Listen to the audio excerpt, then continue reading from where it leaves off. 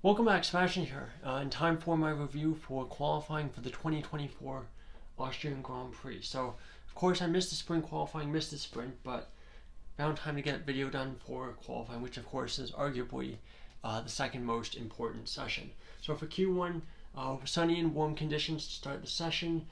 The Orange Army out in full force for this race. Of course, this is kind of seen as one of Verstappen's many home Grand Prix. Drivers were starting on used softs, the ones they used in sprint qualifying 3 for many of them, and very high track evolution early on as Tsunoda in the RB, a car that had struggled through the weekend, goes fourth fastest. And he was one of the last drivers to set their first runs. Bottas, Sargent, Alonso, Gasly, Stroll were in the bottom 5 after their first runs. Then we get in the second runs. And this was actually one of the few sessions where we had 3 runs in Q1 just because of the nature of it being a longer session and the fact that the track is so short that you actually have time to get 3 fast laps in. Tsunoda has his lap deleted for track limits. Hamilton, Stroll, Hulkenberg, Sargent, and Zhou are in the bottom 5. And before those final runs, there had been a lot of jockeying in the pit lane, and Hulkenberg was definitely one of those drivers who had basically, because of the nature of where Haas is in the pit lane, they were the 10th team last year. It means that they're in a very tight spot getting out of the pit lane. So there's a lot of complaint about that. But when it was all said and done for that Q1 run, Albon, Stroll, Bottas, Sargent, and Zhou were the 5 drivers eliminated.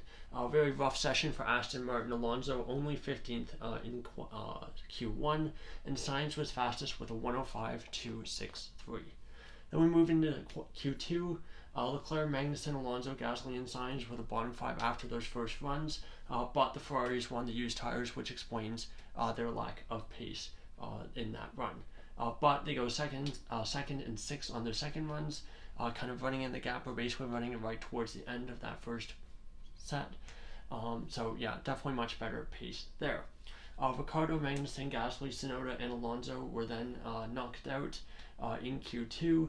Gasly made a mistake at turn 8, and Verstappen was fastest with a 104.469. And this is kind of where things started to look quite ominous as well. Verstappen, massive gap to the rest of the field in Q2. Into Q3 we go. Hamilton noted for an unsafe release. I doubt it was going to lead to anything, but you never know. Verstappen 4.426 benchmark. Norris is 3.6 tenths off, so quite far off Verstappen's time. At this point, I thought, yeah, probably going to get pole, but Norris was on used tires, so that was a bit of a sign that perhaps Norris could be competitive. Verstappen is up on his best time, and he lowers his benchmark to a 4.314. And Norris, 4 tenths of a second off, despite the fact he was still second on the grid at that point. And at that point, I'm like, yeah, no one's really going to challenge. So I just wrote Verstappen pole, even though I think 4 to 5 drivers still had to set a lap. Leclerc goes off at turn 10, same as he did, similar to what he did in sprint qualifying 3. And he basically isn't able to set a lap time for that final run. So another a bit of a scruffy qualifying session for Leclerc. So for finishing up this video, taking a look at the grid for tomorrow's Grand Prix. I guess it's today for me, but Verstappen on pole, Norris alongside him, something that's been a very familiar sight the last 5 or 6 Grand Prix. Russell lining up 3rd on the grid, I think a pretty good result for him. Sainz 4th, Hamilton 5th, Leclerc 6th, Piastri 7th, Perez 8th. For Perez, gone into Q3, not too bad. He is the 8th of the drivers in those top 4 teams, which has kind of been a group that's really solidified themselves after Mercedes have kind of improved as they have, and Aston Martin's definitely fallen off a bit. And the gap, I think, as well, 9 tenths of a second, pretty bad, especially around Austria. But that being said, he's in Q3. We'll see what he can do tomorrow. Hulkenberg 9th, Ocon 10th, best of the rest for them, so good results for them. 11th, Ricciardo, 12th, Magnussen, 13th, Gasly, 14th, Tsunoda, 15th, Alonso, 16th, Albon, 17th, Stroll.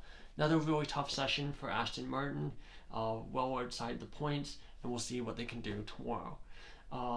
18th Bottas, 19th Sargent, and 20th Zhou rounding out the grid. So there you go. There's my review of qualifying for the 2024 Austrian Grand Prix. Excited for the race tomorrow. We'll see how it turns out. Anyway, thank you so much for watching. Goodbye.